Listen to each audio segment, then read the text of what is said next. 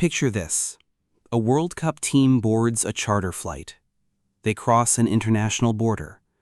They play a match in front of 80,000 people. And then, before the night is over, they board that same charter flight, cross back over the border, and return to a different country to sleep. No hotel room in the host nation, no training ground in the host nation, no extended time on the soil of the country they just competed in. In and out, match day only, like workers on a day visa, like guests who are not permitted to stay. That is how Iran is competing at the 2026 FIFA World Cup, the only team in tournament history required to leave the host country after every single match they play. And that is only the beginning of a story so extraordinary that when football historians look back on this tournament, they will find it almost impossible to believe was real.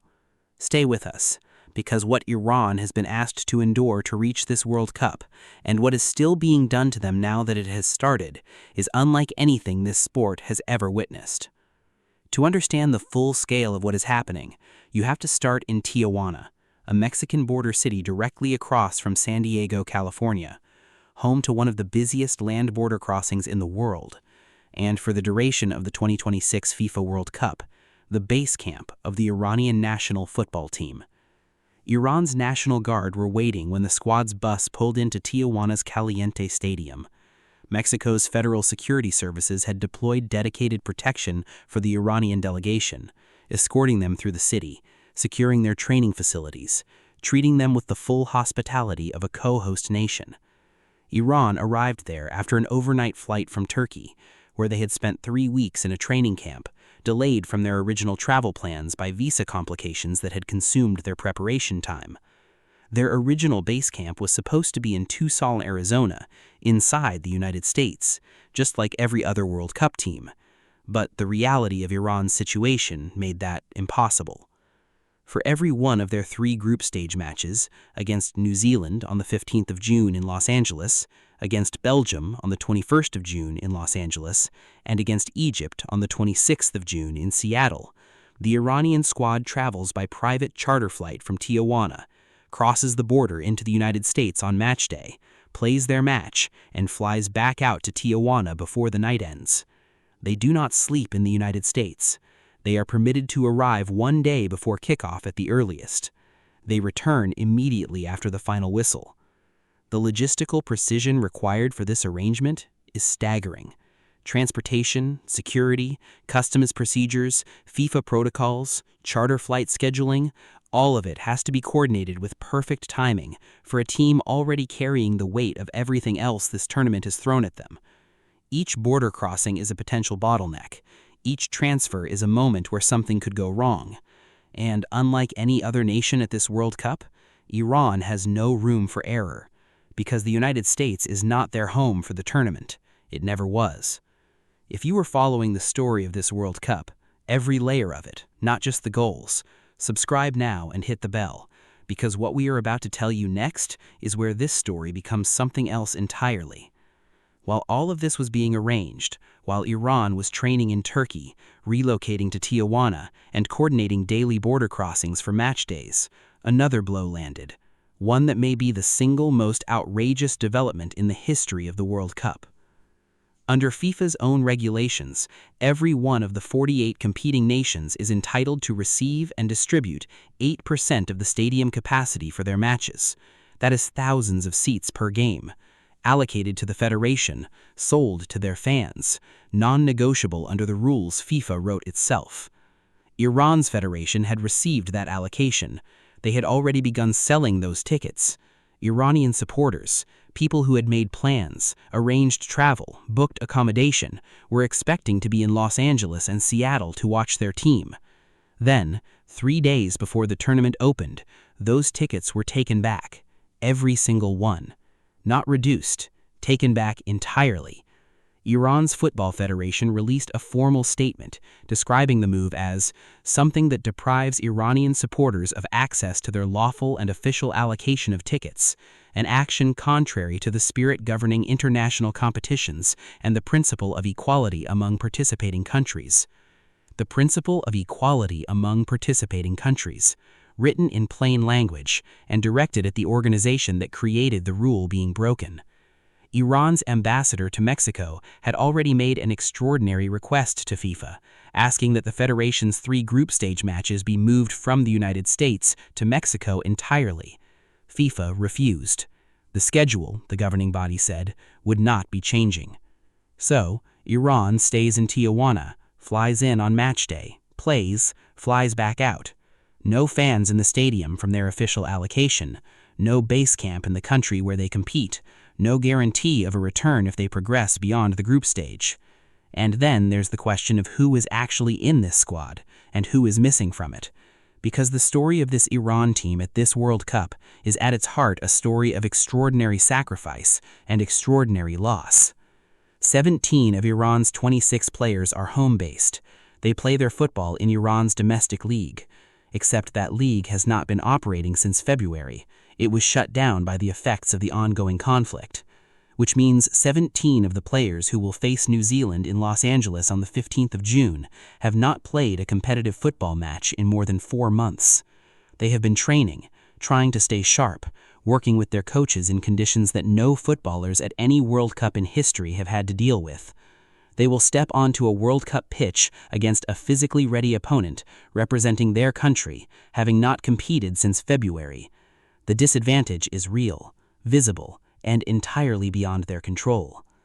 And then there's Sardar Azmoun, a name that should be in every conversation about this tournament. Iran's all-time leading scorer, 57 goals in 91 international appearances, a footballer of genuine world-class quality, the kind of player who can change a match in a single moment. He is not in the squad. He was dropped, reportedly, after posting a photograph on social media with the ruler of the United Arab Emirates. In the context of the ongoing regional conflict, Iranian authorities interpreted the image as an act of disloyalty. The federation removed him from the preliminary squad in March. An Iranian state television pundit called the post an act of betrayal. Iran's vice president publicly called for his reinstatement. The federation did not change its decision. Iran will play their World Cup without their greatest ever scorer, not because of injury, not because of form, because of a photograph. The captain, Ehsan Hajsafi, carries the armband and the burden of everything this team represents. 4 years ago in Qatar, he stood before the world's press before his team's opening match against England and said his players support the people of Iran who were suffering. That statement, made on the world's biggest sporting stage, cost him personally and earned him the deep respect of millions across the globe and far beyond it. He is a man who understands that football sometimes has to carry more than football. He arrived in Tijuana on June 7th, delayed by visa complications, and spoke briefly to reporters. His face told its own story. Now, consider the full picture. A squad of 26 players, 17 of whom have not played competitively since February, based in a Mexican border city, boarding charter flights on match days, crossing into a country they are not permitted to stay in, playing their group stage matches without a single official supporter in the stands, missing their all-time top scorer, with 15 of their support staff denied visas to even be present. And still, they are there.